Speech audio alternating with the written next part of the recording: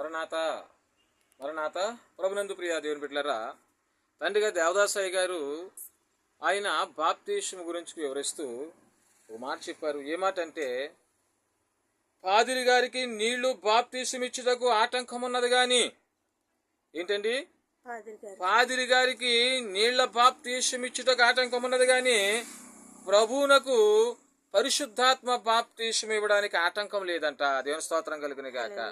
విన్నారండి? నీళ్ల బాప్తీసం తీసుకున్న మనము పరిశుద్ధాత్మ బాప్తీసం కూడా తీసుకోవాలి. పరిశుద్ధాత్మ బాప్తీసం గురించి ఎవరికి తెలియదు.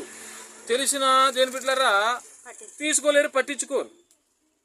అందుకే దైవజనులు అంటా ఉన్నారు, నీళ్ల బాప్తీసం ఇవ్వడానికి పాదిరి గారికి ఆటంకం ఉన్నది కానీ పరిశుద్ధాత్మ బాప్తీసం ఇవ్వడానికి యేసుక్రీస్తు ప్రభు వారికి ఆటంకం లేదంటండి. అంటే నీళ్ల బాప్తీసము మనము ఒకవేళ కొన్ని ఆటంకముల వల్ల తీసుకోలేకపోయినా దేవుడు పరిశుద్ధాత్మ బాప్తీసం మనకి ఇవ్వడానికి ఆయన సిద్ధముగా ఉన్నాడు. దేవుని బిడ్డలారా, దేవుని స్తోత్రం కలుగును గాక.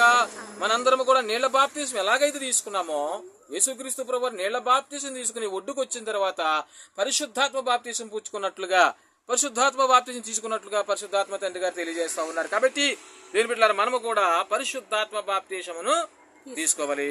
దేవుని మహిమ కలుగును గాక. మరణాత.